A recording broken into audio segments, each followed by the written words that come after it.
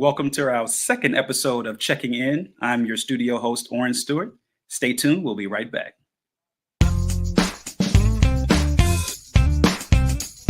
Hey!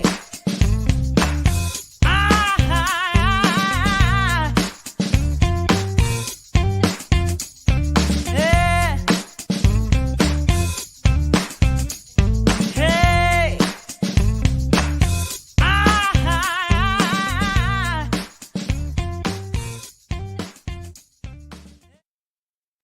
Once again, welcome to Checking In, our second episode.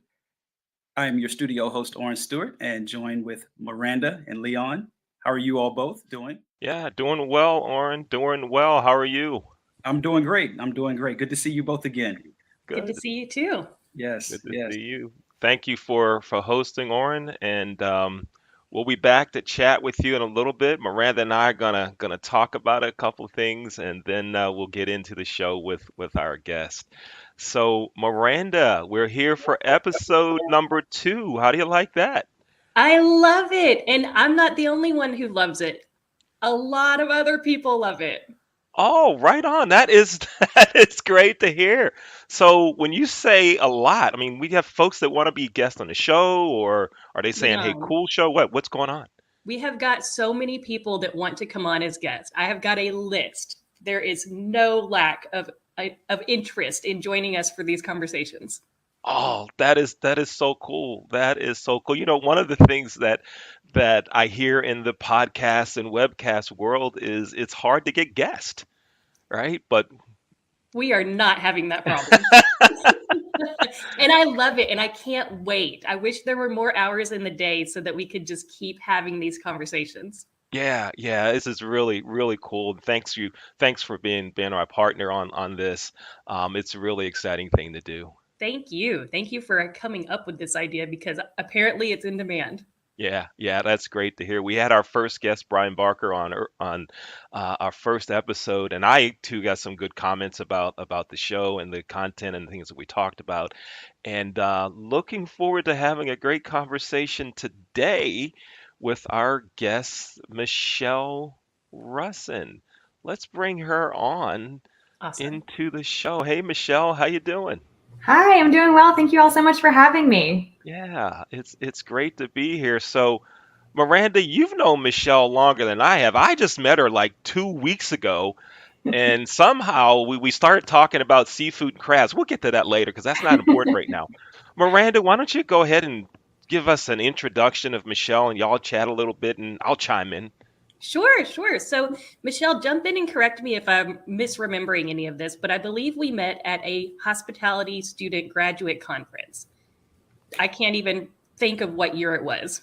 Yeah, it was quite a long time ago, but yes, that was the first time we met. Your research had inspired me back when I was in a master's program. And for my master's thesis, I started research on the glass ceiling because of a paper that you had written with your team at Florida International. And so I wanted to continue it on in the restaurant industry. So yeah, I was so excited to meet you at that conference. Oh my God, that's so flattering because we in academia, we write these papers and they go into journals and I don't know that anybody ever reads them. So that's great to hear. Yeah, Michelle also, I had the pleasure of being on her doctoral dissertation committee. So I was able to witness firsthand her excellence and just the amazing things that she's doing. Yeah. Oh, that's great. That's great. And Michelle, you're at what school are you at now? At California State University at San Bernardino. All right. And how long have you been there? This is my first semester. I'm a brand new assistant professor this semester. I just finished up my dissertation in May. Yeah, congratulations to you. Thank you so much. Yeah, now tell us some about your dissertation. So my dissertation was all about diversity, equity, and inclusion in the hospitality industry, but my main focus was actually in hotels. It ended up working out so that many of the top executives from hotels were really interested in helping me out. And that was the first portion of my dissertation, was finding out what really creates a diverse, equitable, and inclusive environment. So I conducted interviews with 20 hotel executives, and then it spiraled into this, okay, so what can we do to create a diverse, equitable, and inclusive environment? And it turns out we start with inclusion, and then the second part of my dissertation was I expanded it to more hospitality businesses, and it stuck. Inclusion does lead to a lot more positive outcomes. Hmm. Hmm. And that's been the talk of our industry and many other industries for a long time, right? A lot of folks think it just started with the murders of George Floyd and others back in 2020, but this whole talk of diversity and inclusion has been around a while, right? Yes, absolutely. Yeah. So now when we talk about inclusion and we say it needs to start there, what are some steps that organizations can take to be more inclusive? There are, it's a lot, so bear with me. Okay. But there's so many steps that we can take. And first is by looking at us as a business. Do we actually value people who have different opinions? It starts with our values and whether or not we're trying to have these diverse opinions and create innovation. If we're not trying to reach out and value people for bringing new ideas to the table, then we're really creating assimilation, which is not good. It's just a lot of people who look different, who have the same ideas. What we really want to do is look at us as an organization and figure out whether or not we value people who come to us and challenge us and cause us to think outside the box. The next thing that we can really do is to create a leadership team that values these people and offers equitable treatment based on background, experience, and desire. Not everyone wants to move up the chain. So we have to understand that they can still create value for our company, even if they don't desire to be in the top management team one day. We need to appreciate people for what they bring to the table now, and maybe offer developmental opportunities to anyone who desires to continue moving up. The third thing that we can do is really understand society's role in how people think in our organization. So we learn from a very young age how to think about people and how to act, and we get stuck in these mental models. But simple training, well, it's not simple, but bringing in training to understand what we were taught from a young age can influence the way that we think and the way that we interact with our coworkers and how we offer developmental opportunities and training opportunities to others. It's a really important part of just changing the way that we think. Hmm. Hmm. Miranda, go ahead. No, I was just thinking that that's so true. A lot of the way that we think is inspired or developed by the way that we grow up. And I know for me, I just think it's so important to keep learning, right? Because when I was growing up in the 80s, my parents thought that being anti-racist, for example, was to not see color, right? And being open to conversations and listening, right, has really helped me to change the way that I think. And I didn't even realize that I was thinking maybe not in the best way, right? Mhm. To kind of talk about some of what you're talking about, the environment that we're brought up in, right? Um, I was told that when I was growing up that a black man could only do certain things, right? That I could be a coach, I could be a teacher. By the way, both that I've done both of those. But when I said I wanted to learn how to fly planes, there were many blacks that told me they're not going to let a black man do that. And there were many counselors at the mostly white all boys Catholic school that I went to that told me I should focus on something else that's not going to work out for me. And so if enough people tell you you can't, you really start to believe that a little. You start to buy into it. And so I think it's so important that we have females and we have others that are helping those that are younger recognize that they can do things, and it starts with information and having people in place to provide some inclusive leadership. Yeah, absolutely. And I think that that's another reason that people want to be on this podcast and have these conversations, because the more we talk about it, the more we learn, the more we can help solve for, right? So, Leon, your lived experience, I couldn't even imagine that, right? I've been told as a woman, you can't do certain things, right? Luckily, I've had other people telling me quite the opposite. So, Michelle, I think that your research and your results are really, really just valuable in terms of making positive change. Yeah, that was the whole point of doing all this research, was because I wanted to inspire other people. I was also, as a woman, told, no, you're not supposed to do these things. And I'm like, well, who cares? I want to do these things. So I'm just that type of personality. But for other people, I could totally see where it's like, oh, okay, if that's not what I'm supposed to do, then guide me to what I'm supposed to do. And instead, let's talk about it. Let's say, hey, no, if that's what you want to do, let's figure out how to make it happen. Mhm.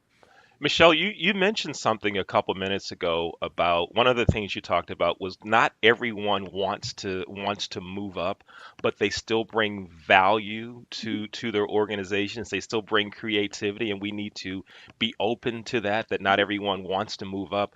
I remember growing up in the hotel business, there were managers that I worked with that would say, if someone doesn't want to be a general manager, I don't want them on my team. If they have no aspirations of moving up, I don't want them around. And I used to see some what I considered stars working at the front desk, stars working as sales managers and sales directors that lost their enthusiasm for work in the business because they were told, almost in essence, if you don't want to move up, you're a loser. And they were had some great ideas. And so when you mentioned that, it really resonated with me. And some of the things I remember seeing, that we have to be open to understand that everyone can bring something to the table. Absolutely. As a manager, I was a restaurant manager for the first part of my life. And I wasn't ever upset. If one of my servers wanted to stay a server, I knew they still brought value. And I would often have meetings with them to ask them their opinions. Like, okay, what can I in leadership do for you? Because you're the one who's on the front lines and I hear guest complaints sometimes. Not even everybody wants to talk to a manager. So what can I do to make your job better? Yeah. And they brought a lot of value that way. Yeah, yeah. I'll tell you one more quick story about that. I worked for Vista Host Hotel Management out of Houston, Texas, and at the time, the CEO and chairman of the company was Michael Harrell, and I was on my first task force assignment. So I'm going into a hotel that's short staffed, not performing well. You name it, it's all wrong. And Mr. Harrell called me my first night there, and I'm gonna fake a Southern accent, so please forgive me. He says, "How you doing?" I said, "I'm good. How are you?" He says, "You found the problems yet?" I said, "Nope, not yet." He says, "You want to know where everything's wrong? Find out who's been there the longest. They know. And ask them how to fix it. They gonna make you look good." Right? And I'm thinking, that person's, and I went to this room attendant and a front desk agent, and I said, "Look, what's going on here?" And they ding, ding, ding, ding, ding. "You got it fixed." I'm like, wow, this is pretty cool. So there was value in listening to folks and their creativity, letting them help me solve problems. Yeah, I so much appreciate when you said that. And I appreciate your Southern accent, being a woman of the South. That was a real treat. Thank you for that. Glad I could help. And I'm so glad also that you talk about talking to your people, because you can solve for so many things if you just talk to your people. I was at the PAVE Prevention Summit in Chicago earlier this week, and that's one of the big things we were talking about.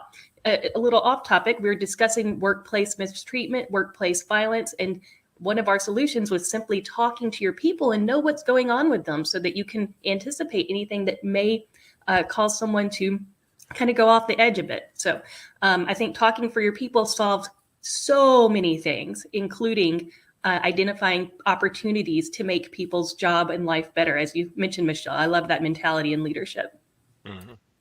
Yeah, and one of the ladies I spoke with for my dissertation, she was very adamant that even as a top manager, whenever she was at this one hotel, there was a bellman who had been there for 15 years. So every time that she was there, she would make sure to carve out 20, 30 minutes of her time and just get his feedback, see what's going on. And a lot of the change that happened in their organization was happening because of this bellman. There you go.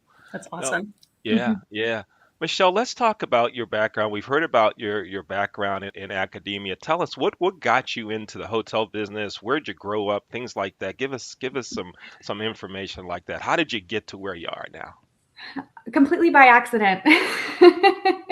As is a lot of people in the hospitality industry, I started as a server when I was 18 and I was in college. It was my first semester in college. I needed a job to help support myself. So I got a job as a server at a restaurant and fell in love with the industry. I made some of the best friends of my life and everything. And I decided I wanted to make it a career. I really enjoyed the flexibility. I really enjoyed just like the camaraderie within the organization, and then also talking with other people, the customer service aspect of it and everything. And so I was at the time in my major was education, and I wasn't loving the Florida public school system. So I started looking and decided and found hospitality as a major. So I transferred to University of South Florida and continued working my way up. I worked my way up through front of the house, but then trained also in the back of the house in the restaurant industry. After I graduated with my hospitality degree, I started managing in the restaurant industry, worked my way up through management to the assistant general manager position, where I hit a ceiling. And I knew from my first moment in college that I wanted to eventually be a college professor one day. So once I hit my ceiling, I decided I was either going to have to choose to go back to school for my master's degree and start on the path towards college professorship, or start over at a new restaurant. So I chose to go back to school and start to teach it. hmm Great. And I'm so glad that you did, because look at what you're doing now. You're in a position to change lives, to offer folks motivation and encouragement. But because you're a researcher, you're able to talk to those that are in decision-making positions to help them change the way they do things. So you're in a hot spot right now. Yeah, I'm so excited. My whole goal is just to leave the world in a little bit better place than the way that I found it. Yeah. You're already on that track. So thank you for your contributions.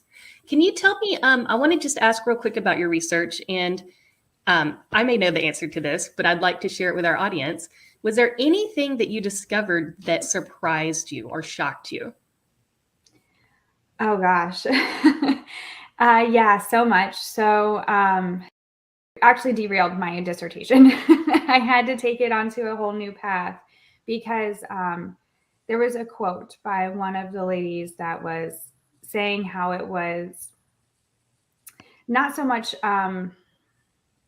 okay. So women are given multiple job titles and job descriptions when they're in top management. A lot of the time it's inequitable. They don't get paid for having multiple titles and taking on additional roles, but they're just kind of expected to. So yes, they do have this top management team title, but they're actually performing two roles and getting paid one salary. So I was wondering, what can we do about creating a better environment for that in leadership? But then I also realized as I was talking to this person that she accepted it because of the role and the culture of the company. Other than that, one inequity, she said, this is the best I can get. And so that hurt me just hearing that. And it still makes me a little emotional and upset. But then I realized, okay, so what can we do as researchers to change the industry a little bit?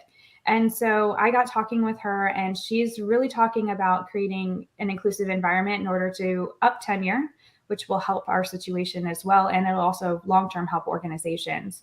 But it's also a trickle-down effect because other people see this. And so that was probably one of the most shocking things that I came across. The other one was I didn't only interview women, I interviewed a few men as well. And so it was just kind of the mindset change of where we are right now and where we can get in the future. One of them was more willing and accepting and but he just kind of understood where the industry was. And he went about to say, like, here's what's wrong with it. Here's my idea. And here's how I try to address it in my company. The other one seemed completely blind that there was like just any diversity, equity, or inclusion issues at all. He's like, oh, I support everybody. And I'm like, that's part of the problem.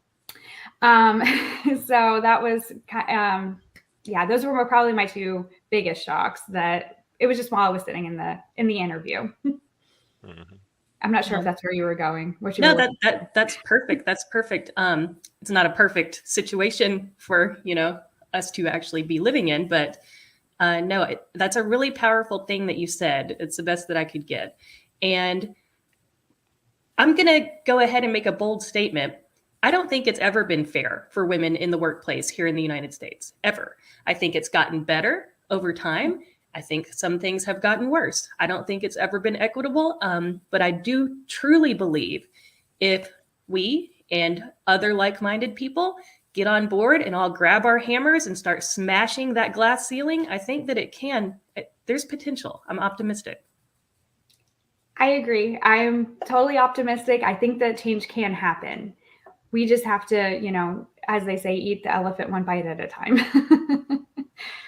Yep, one bite at a time. And I think all groups, women, people of color, other minorities, that when we help each other get get it, when we help each other and our groups have better conversations about this topic and in forums like this. That way, we expose others to our thoughts, but also we let folks know that look, we want to help in the situations we're in. We're just not here saying you're no good, you're no good, you're no good. I mean, you've got research and ideas on how to make it better. Miranda has research and ideas on how to make things better, and that we're all in this together and we can all win, but we can't stop the conversation. It has to stay on. It has to be continuous. Absolutely. And if I can add, um, I was at the AHEAD meeting, which Brian Barker spoke about in our last episode. And I believe it was Dr. Burkita Bradford that said, I'm not going to be called a minority because I am not minor. And I think that applies to women. I think that applies to people of color. There is strength in numbers. We are not minor. We just have to get together and force things to change. Mhm. Yeah. Absolutely, and support one another. Yes. Support is a big deal. For sure. Yeah.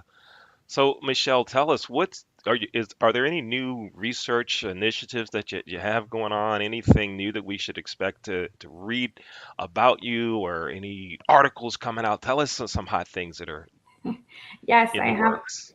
I have all kinds of things in the works. I have almost too much going on, but I am looking to do a few different things. One is start with gender beyond the binary. So we have in the past been very static in gender and its meaning. So right now I'm working on an experiment about the intersection of gender and but outside the binary, and how support, coworker support, manager support, creates better outcomes and then also credibility and trust in the top management team.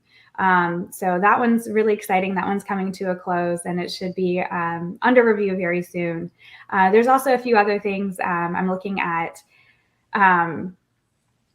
different categories of underrepresented groups. And how we can create a better experience, and then also create not just an inclusive environment, but how to really leverage all these different ideas in an inclusive environment for the business. Oh, great stuff. This is hot stuff. Congratulations, and Thank thank you. you for everything that you're doing to make it better for so many others. Thank you. No, and thank you for giving a platform for us to talk about it and just keep the ball rolling. Yeah. Of course, absolutely. Yeah. Now, we've displayed your email address several times because I'd like our production team to show it one more time there, to have Michelle Russen's email address right there. So, folks, if you would like to contact Michelle to learn more about the research she's doing, her email address is right there on the screen. So, Dr. Michelle, thank you. Michelle. Oh, yes, that's right. Dr. Russen. Yes. Yes. Thank you. Thank you so much. Miranda, I'll turn it over to you for one final conversation piece. I just want to ask you, as you continue your journey and helping to move the needle, what support would you like from others? What support could other people who admire what you're doing and want to help, what would you ask of them? Get involved. So what we really need to do is keep talking about it, scream it from the top of the mountains, and just pass the word, share the word. We're in a social media world now where we have the ability to talk about it, and we have the platform to spread the word. The more people who are aware, the better odds that we have of actually making a difference. Well put. Very well put. Thank Leon? you. Thank you.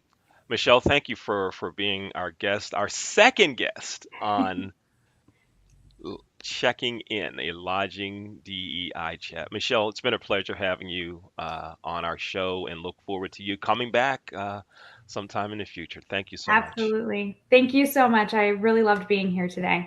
Right. We loved Thank having you. Yeah, indeed, indeed.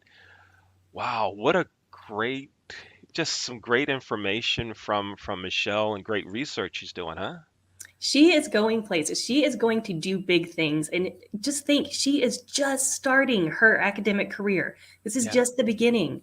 Yeah. So we're going to see her doing so much in this space, I believe.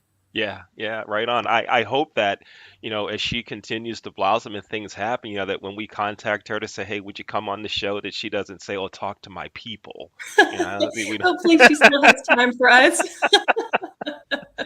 Yeah, right on. But yeah, just a great conversation with her. I'm really, really happy to have her with us.